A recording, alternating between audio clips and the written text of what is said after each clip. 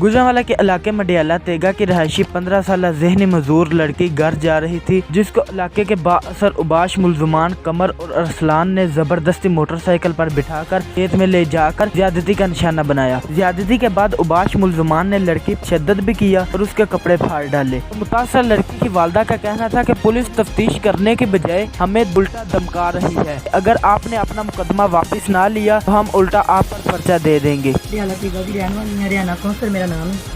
मैं सुबह की आन के इतने थाना फरोज वाले बैठी हुई हाँ। मेरी बच्ची के नाल जागती की है, 2 कमो मुंडिया ने। असं क्रिश्चन बरादरी है। यह मेरी बच्ची ने जागती की है, जेनी मरीज मेरी बच्ची है।